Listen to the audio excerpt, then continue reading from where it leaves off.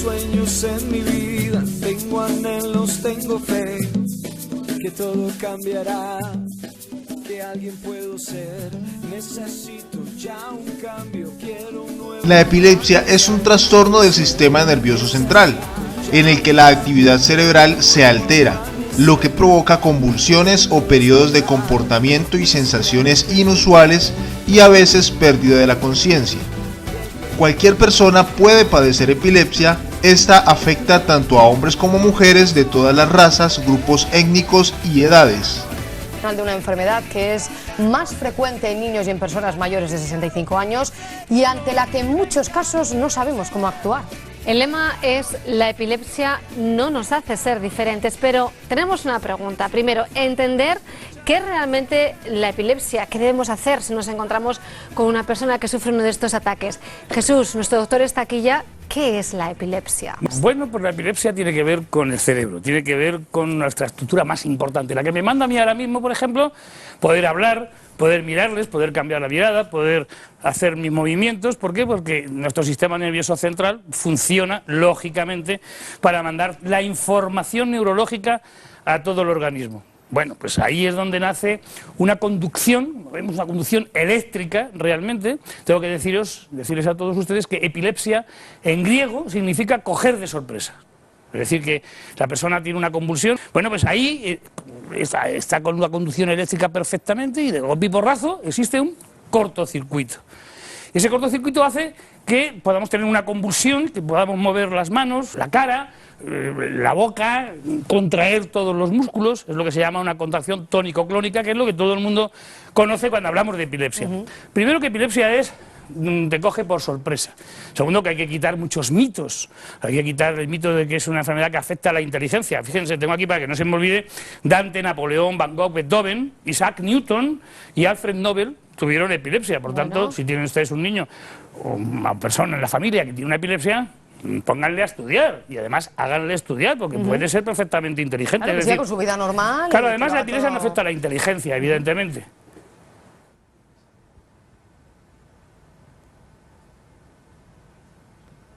Jesús. Hola. Sí. ¿Qué ha pasado? ¿Qué te pasa? Ah, no lo sé, ¿qué ha pasado? ¿Por qué te has quedado callado? Como ausente. Que me he quedado como ausente. Sí. Bueno, no se preocupen todos ustedes, que el otro día cuando llegó aquí el Suma, alguien me llamó y todo, me dijo: ¿qué te ha pasado? No, ya saben ustedes que es un poco la dramatización que intentamos hacer con la televisión para intentar que ustedes entiendan qué es lo que ocurre con la epilepsia. Todo el mundo piensa que la epilepsia es esto, y no. Hay crisis epilépticas que, como tú misma has dicho, ¿qué me ha pasado? Te has quedado ausente. Sí. Pues eso, te quedas ausente, mirando a un punto fijo, y cuando vuelves, pueden ser 30 segundos, un minuto, al volver te preguntan: ¿qué te ha pasado? No recuerdas absolutamente nada, te has quedado ausente. Ha habido un cortocircuito, pero en vez de que el cortocircuito salte en chispas como en los cables en casa, no, se van los plomos. Entonces ha ido los plomos un momento y me ha vuelto. Y eso es epilepsia también. Sí, y eso también es epilepsia. Por eso he hecho esto, porque muchas veces la gente no sabe qué es esto, y esto lo tienen que saber los maestros en los colegios, porque claro, un niño está con la pizarra y se queda, parece como que está atento, pero si le llamas no atiende, como me ha pasado a mí con vosotros, ¿no? Esto es lo más importante. La epilepsia es un grupo de trastornos caracterizados por descargas eléctricas anormales en el cerebro, que tiene diferentes manifestaciones clínicas dependiendo del área del cerebro donde exista la descarga, y se caracteriza por crisis que son repetitivas a lo largo del tiempo. Generalmente el diagnóstico, si presenta una crisis convulsiva y se logra encontrar una causa, o más de 2 crisis convulsivas que evidencian los padres o alguien cercano en diferentes ocasiones. El diagnóstico se basa en observar las crisis. Con el avance en la tecnología podemos grabarlas a través de los teléfonos celulares, y se tiene que hacer un estudio para saber cuál es la causa. Dentro de los estudios implica una evaluación clínica, una exploración física, el hacer estudios complementarios como los estudios de electroencefalografía con mapeo cerebral, estudios de imagen cerebral como la tomografía de cráneo o la resonancia magnética de cráneo, y estudios alternativos. Las epilepsias tienen 2 grandes causas importantes. Como el nombre lo dice, pueden ser las iniciales, que pueden ser perinatales, o sea, por problemas durante el parto, durante el embarazo, y tienen grandes componentes no solamente genéticos, sino también adquiridos. Una infección durante el embarazo, un parto difícil pueden dañar el sistema nervioso central y causar epilepsias. Entonces, se habla que la mayoría de las causas de la epilepsia son criptogenéticas, cripto de oculta y genética de fenómenos hereditarios que no necesariamente se expresan en todos los miembros de una familia. Las causas de la epilepsia son múltiples. Ahora se dividen en dos grandes grupos.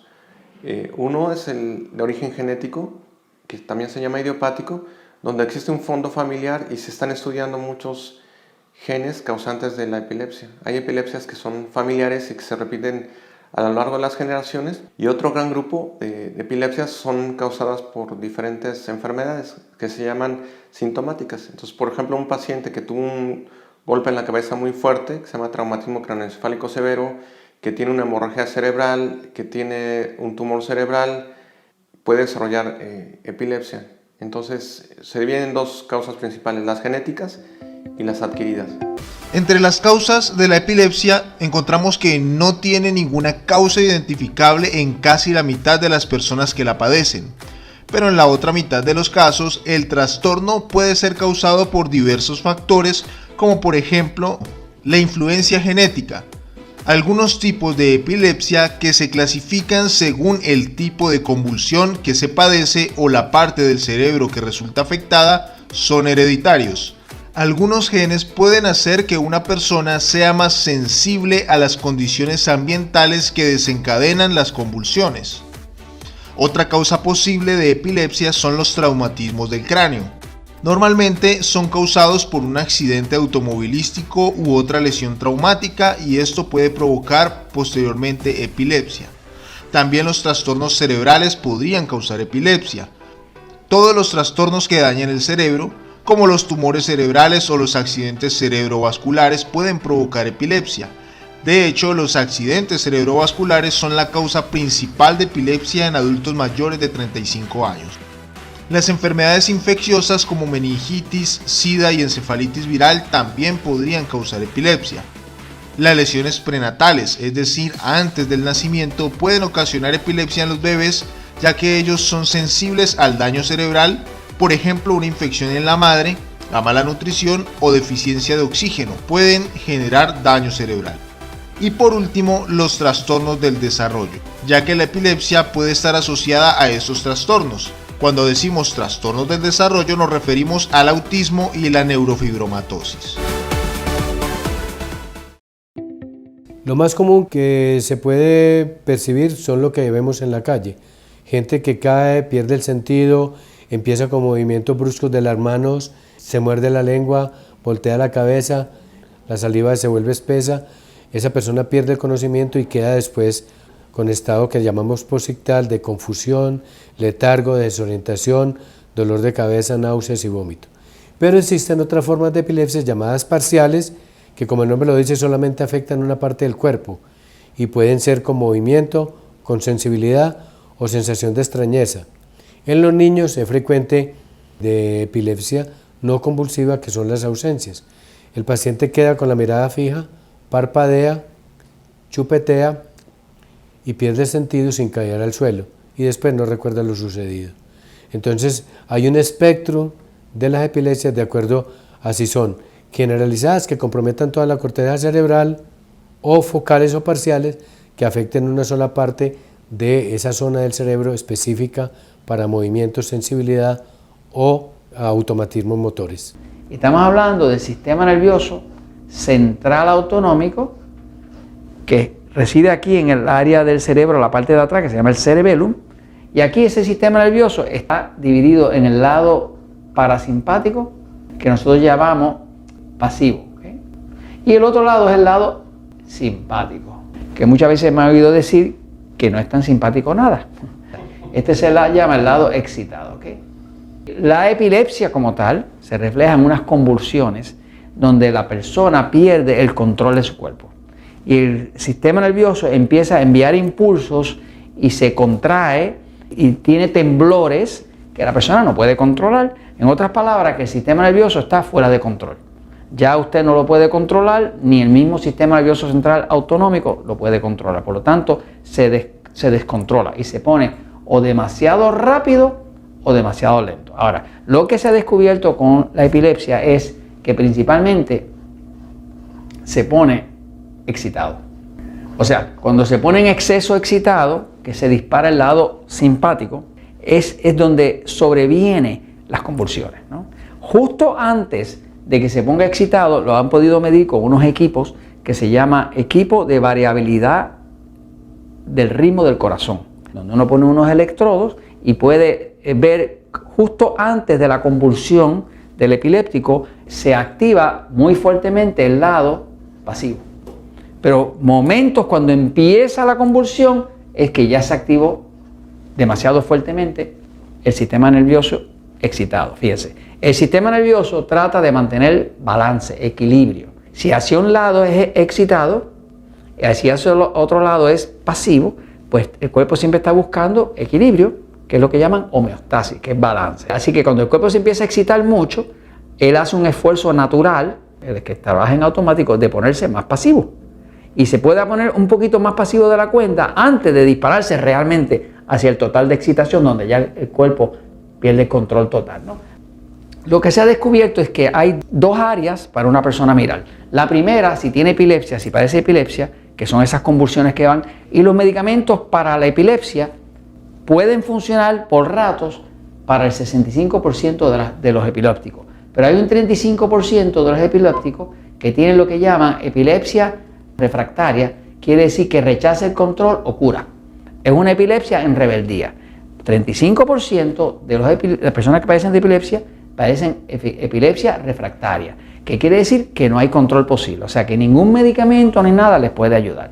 Hay un estudio donde nos demuestra una de las soluciones a la epilepsia, son dos, ¿okay? La solución número 1 la va a ver en este estudio, donde dice que el tratamiento dietético, o sea de la dieta, en adultos con epilepsia refractaria, lo que reflejó es que una dieta baja en carbohidratos y alta en grasa controla en 50% o un poco más de las personas que tienen epilepsia refractaria, lo controlan con una dieta baja en carbohidratos y alta en grasa.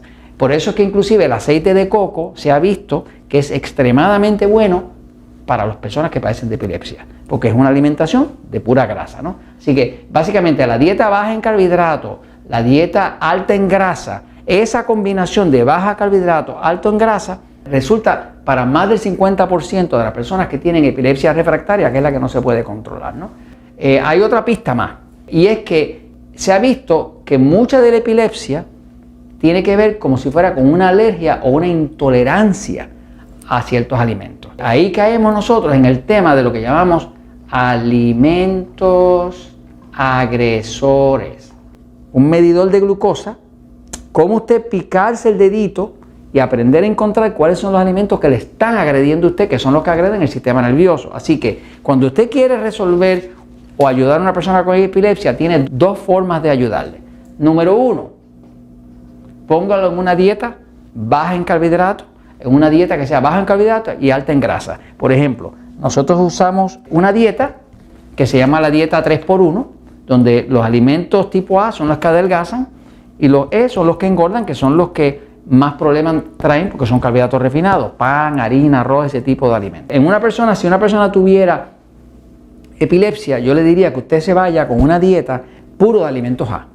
Puro alimentos A, vegetales, ensaladas, carne, queso, huevo, y evitara totalmente los E, el pan, la harina y demás, porque por aquí viene el problema. O sea, que sea una dieta verdaderamente baja en carbohidratos refinados, que sería una dieta de puros alimentos A, lo que nosotros llamamos la dieta de alimentos amigos, ¿no? Esa le vendría muy bien a una persona y compleméntesela con aceite de coco, con mantequilla, con grasas buenas, ¿no? Aceite de oliva y demás. Ahora, la otra, para resolver la otra parte, le convendría que usted enseñar a esa persona aprendiera cómo encontrar sus propios alimentos agresores.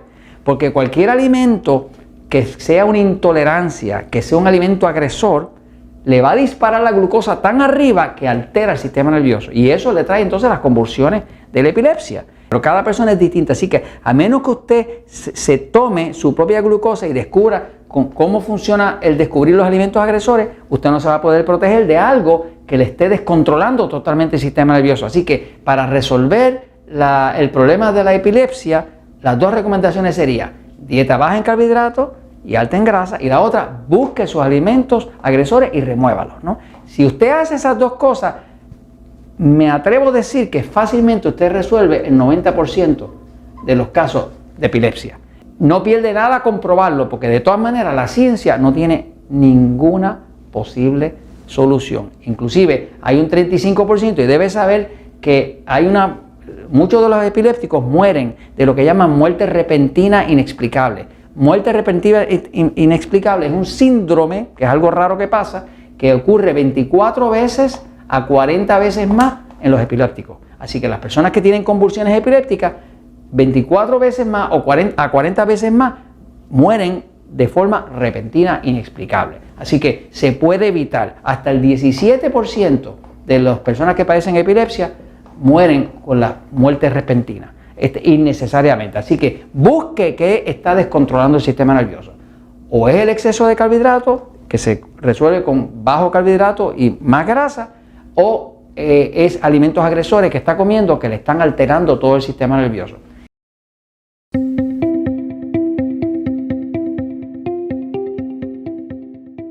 Las epilepsias, cuando son originarias en el lóbulo temporal, generalmente se llaman epilepsias parciales del lóbulo temporal, y pueden dañar ese lóbulo temporal, o una epilepsia no controlada, generar focos epilépticos a distancia.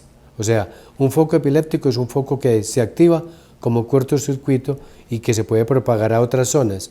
La propagación a esas zonas pueden generar otros focos epilépticos y hacer más difícil el tratamiento y más difícil la cura. Por eso un buen tratamiento inicial nos va a ayudar a evitar que suceda esto. Los tratamientos son casi siempre fármacos, y generalmente deben ser 1, máximo 2, y rara vez se utilizan 3 fármacos.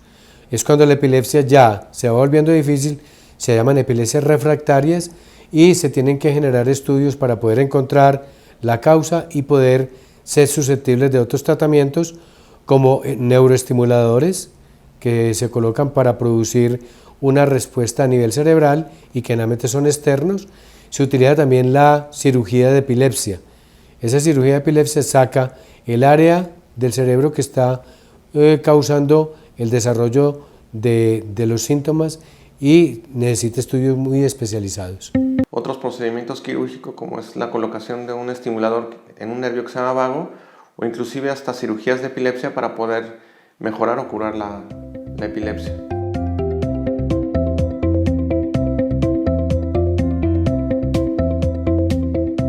Puede tener a futuro diferentes consecuencias. Hay pacientes o pequeños que tienen crisis de ausencia, y si no las detectan, generalmente los niños son catalogados como inatentos y van teniendo un bajo rendimiento escolar.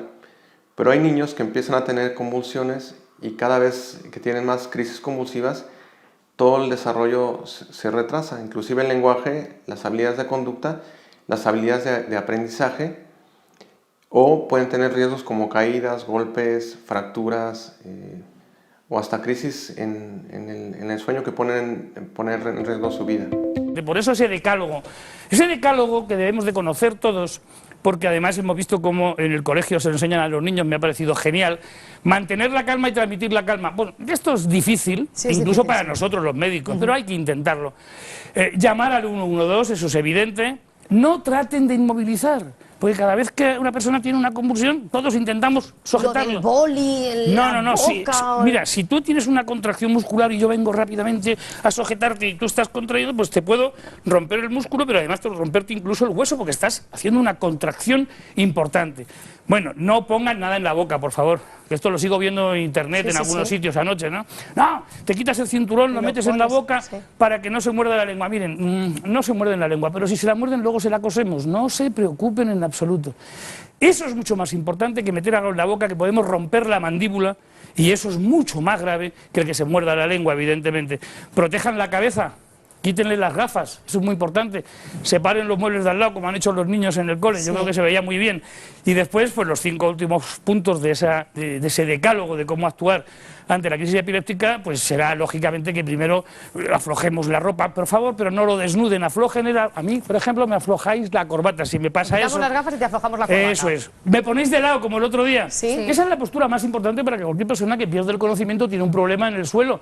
Por lo tanto, le vamos a poner de lado inmediatamente para que, si tiene un vómito, no lo aspire al aparato respiratorio. Por eso es muy importante ver las vías aéreas y poner la cabeza en hiperextensión para que pueda respirar, aunque esté teniendo la contracción. No den de beber ni medicamentos. Otra cosa que es muy frecuente, cada vez que alguien pierde el conocimiento, enseguida, un poquito de agua.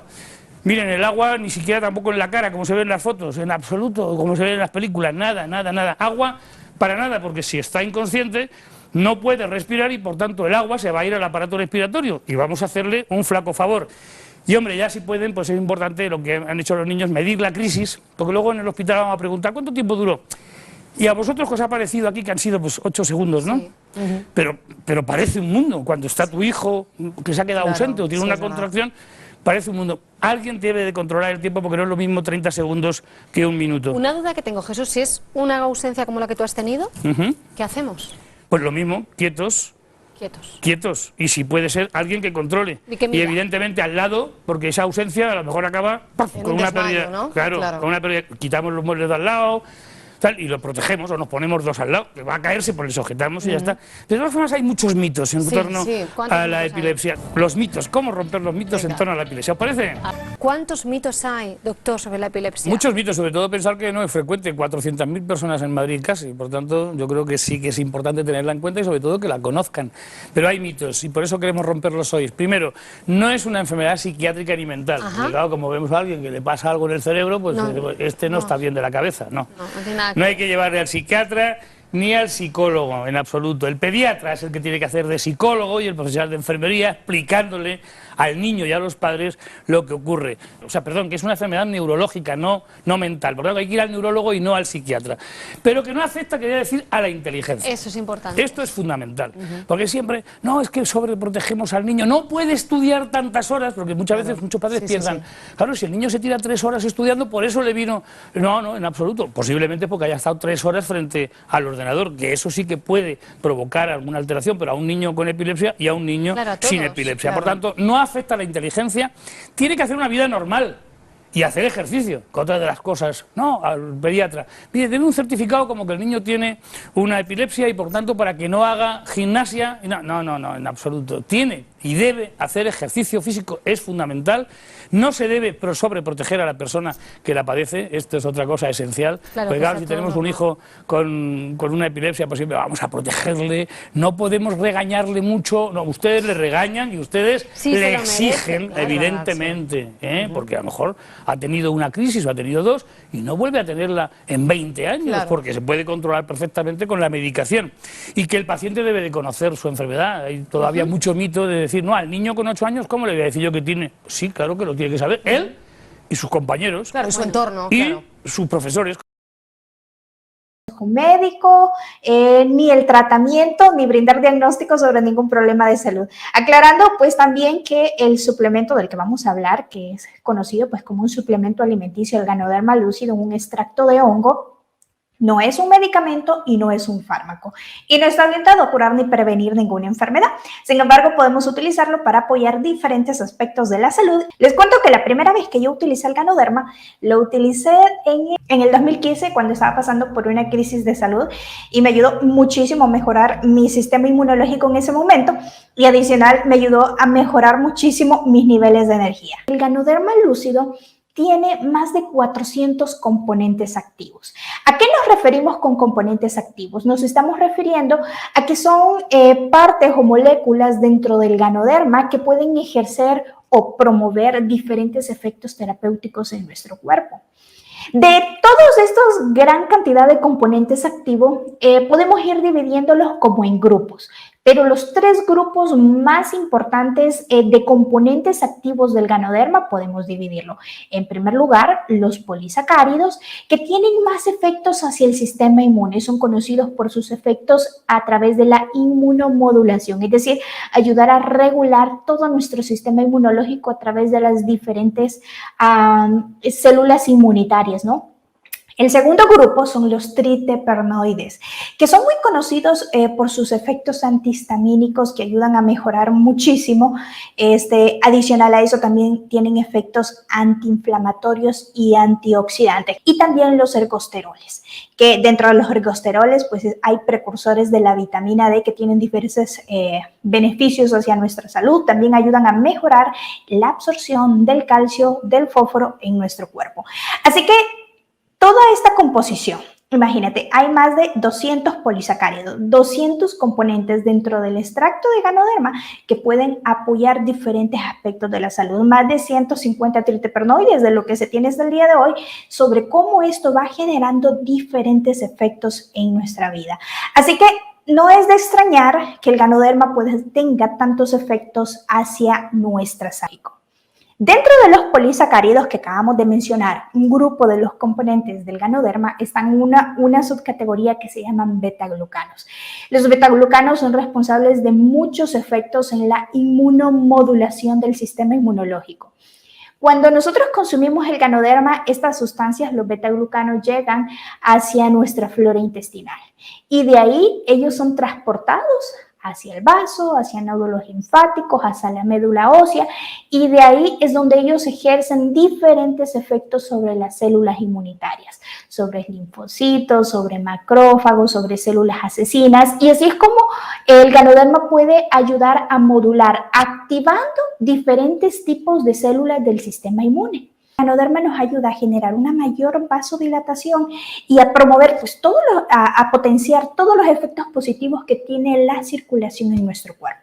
También el ganoderma nos puede ayudar a mejorar el metabolismo de los lípidos, ayudándonos a tener un mejor control o un mejor perfil lipídico, es decir, ayuda a que tu cuerpo pueda gestionar de una mejor manera colesterol, triglicéridos de una forma saludable.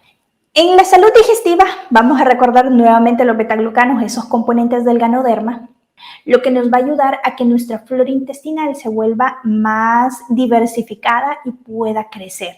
Adicional a eso, hay algunos estudios que evidencian de que el uso del ganoderma nos puede ayudar a mejorar la barrera intestinal.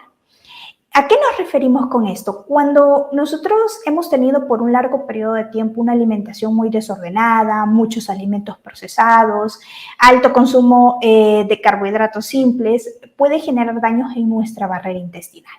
Y a través de esa barrera intestinal se puede hacer permeable, lo que muchos conocen pues como intestino permeable.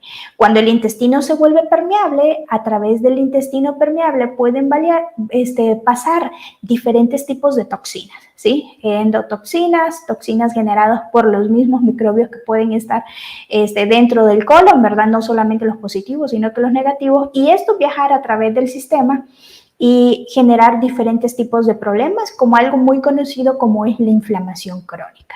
Entonces, gracias a los betaglucanos podemos apoyar nuestra flora intestinal, mejorar su diversidad y apoyar a un mejor mantenimiento de esta barrera intestinal que todos tenemos y que debemos de cuidar para mantenernos saludables y para evitar efectos inflamatorios a largo plazo, pues, como es conocida la inflamación crónica. El ganoderma nos puede ayudar a la salud del sistema nervioso y a un mejor control de sueño. El uso del ganoderma nos va a ayudar a que nuestro sistema nervioso esté más calmado, esté más como, la palabra que ocupa mucho es como sedado, más tranquilo.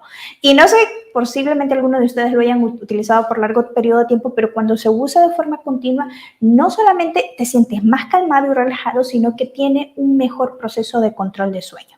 Hay estudios que muestran de que el extracto del ganoderma consumido nos va a ayudar a que podamos tener un mejor control de sueño, que nuestro sueño sea más largo y que podamos no solamente tener un sueño más largo, sino que podamos entrar a la fase más profunda del sueño, que es esa fase reparadora, ¿sí? Nuestra fase reparadora del sueño a la cual podamos entrar cuando dormimos, que no siempre lo hacemos, y eso nos ayuda muchísimo el Ganoderma. No solamente los polisacáridos, sino también los citoperonoides, que es un efecto bien específico de eso.